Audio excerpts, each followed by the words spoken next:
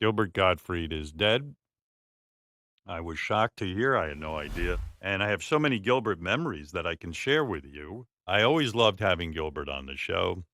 I'm reading this. Gilbert was on the show 122 times over the Oh, yeah, years. he was on a Yeah. lot. I didn't know 122. I wouldn't have guessed 100, but No. yeah. I don't That's think crazy. we've been on the show No. 122 times. Gilbert started doing stand-up when he was just 15 years old, which always blew my mind because Gilbert was such from what I knew, he was very timid guy, very kind of shy guy. And the idea that he would quit school and become a comedian at 15 just didn't fit with it. You're like, where did he find the strength to do that? And he did well, and he landed a spot on Saturday Night Live when he was 25 years old. I'll play you this clip. This is a clip of Gilbert talking about how he didn't fit in on Saturday Night Live. I hated the writers hated me, and to show it, Why? there was one sketch they wrote that takes place at a funeral, and I was the body in the coffin. Why? But why didn't you why did you even bother auditioning for Saturday Night Live? God knows. And then it was weird because I read other people's interviews about auditioning for that, where they said they were terrified and they hated everyone else in the room, and it was just driving them nuts. And I remember when I auditioned, I was like, I didn't even think about it. I was there. I wasn't even... You didn't care. Yeah, it didn't strike me as anything. I auditioned, they brought me back, and I auditioned again. And then when they announced to me, oh, you got the part, it wasn't like... You weren't moved by it. Yeah. Yeah, that was Gilbert. I mean, not much moved him. One of the early appearances on our show, it was so great. We started messing with callers right away. We put them back on hold constantly. One of the callers got pissed off, and Gilbert just kept talking over. Listen to me for 2 seconds. All I'm saying is that when you book the show, I can't get a word in edgewise. And I'm saying you're We're waiting. Please tell us. Yes. Yeah, go ahead. I called Comcast last week and sold my car. Yes. Yeah, Go ahead. and I'm also What? on Yeah. the new Okay. system, Wait. Okay. Wait. You know, Yeah. Gilbert. Go ahead. Go ahead. Listen to me. Yeah. I'm listening. Gilbert, I'm going to do that logo for you. Yeah. You want the logo? Yeah. You want the logo? Okay. Wait. Gilbert, Guys, you talk want to the me. logo? Talk to Gilbert. me. Hi. Gilbert, We're listening. hello? Hi. We're on the air. K-Rock. Get Hi. potatoes. Hi. Yes. Keep Go ahead. quiet. Go ahead. There you go. Go ahead. Talk. something? Who's We're in a talking? hurry. Is that Robin? We have other calls today. Come on. Yeah, this is a great drop that Gilbert's responsible for. We had Beetlejuice on one time, and I was trying to impress Beetlejuice with who Gilbert Gottfried was. And Beetlejuice was having none of it. I tried to give all of Gilbert's credentials, and Beetlejuice was just in a bad mood, and he did not like Gilbert. And Gilbert got into it with Beetlejuice. You obviously have seen Problem Child. Ain't no problem child here. Yeah? Yeah. Well, how about Problem Child 2? I never seen that. I never will. There's 3. That was on Go for television. you. Aladdin. Go for you, pal. Yeah. Hey, didn't you play a parrot? Yes, I was a parrot did you in ever- Aladdin, Go for Beetlejuice. Did you ever see you. Aladdin? Never did. I never will. Gilbert worked with Eddie Murphy. Wow, go for him. Well, goof for me or goof for Eddie? Yeah, go for you. Go for you. Gilbert was the quickest human being on the planet. When he would do Dracula Gottfried on our show, I would say to him, Gilbert, just do Dracula Gottfried. And, you couldn't tell. If he wanted to do Dracula Gottfried, he'd do Dracula Gottfried. And I even said to him, you would be a hit on any sketch if you just did Dracula Gottfried. Yeah. But he didn't care. But it was so good. Spread your legs open. I want you to spread your legs open now. And give me your kloogie. I want your kloogie now. Give me your kloogie. My favorite scene is it's from that old Dracula movie. Listen to them, The children of the night. That's it. What music they make. A spider spinning his web for an unwary fly. The blood is the life, Mr. Enfield. Wow. See, that kind of comedy only comes from a lonely childhood where you just sat in front of the TV and studied these things. He could have probably done the whole script. He knew these long monologues. And I loved his Rabbi Gottfried character.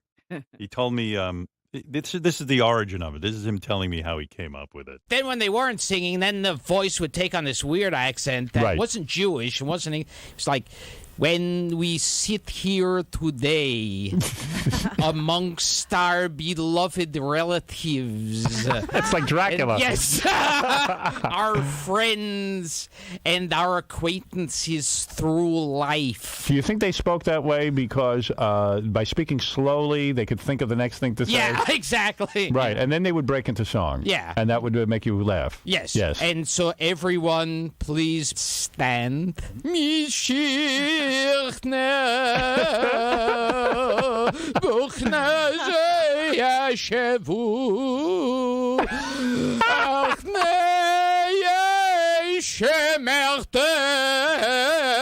At least let you sit down while you're listening to that. Yes, then everyone be seated, and then you think, oh, He is good, dizzy. I'm sitting for the rest of it.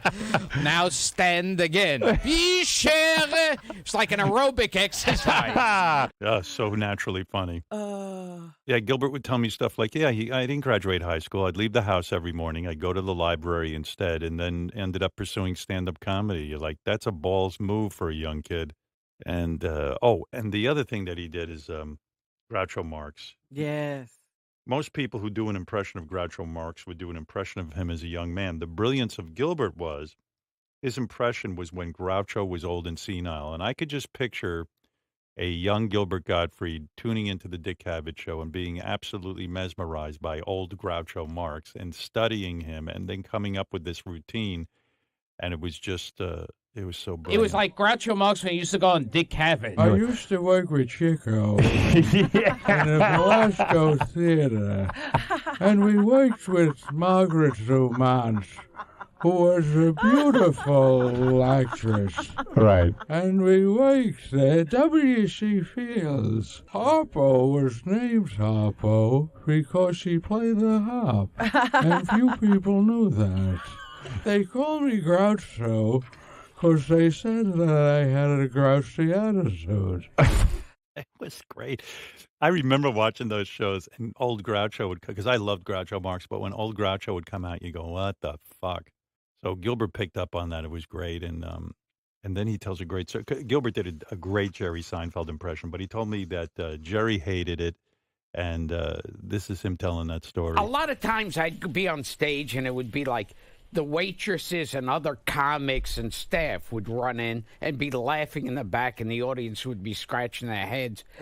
And Seinfeld wasn't known at all back then. Right. He was just another comic there. And I would start, going up on stage going, why do they say hello? Why isn't it hell high? Why do people wear shoes on their feet? Why don't they wear gloves on their feet? And Seinfeld would stay out in the bar. Because he was pissed? Yeah. So he would walk, he'd pace. He would pace back and forth and go, that doesn't sound anything like me. Why does he think I talk in a sing-song voice? I talk perfectly normal. Oh, my God. What a talent. And also, after the whole thing went down with the Affleck duck, Gilbert had made all his tsunami jokes, and he lost out on being the Affleck duck. And the world seemed to be coming down on him. He started telling me about how he had to apologize. And I don't think Gilbert ever wanted to apologize. He never apologized for any joke he told. And that was his attitude about comedy, that no joke was off limits. And he came on the show and then immediately admitted that the whole apology was written for him. That he really had nothing to do with it. Here he is confessing. I'll be perfectly honest. That was like out of the machine, apology 176. Okay. Here it is. I sincerely apologize to anyone who was offended by my attempt at humor regarding the tragedy in Japan. Yes. It was. I meant no disrespect, and my thoughts are with the victims and their families. Were your thoughts really with the victims and their families? Anything about this that is true.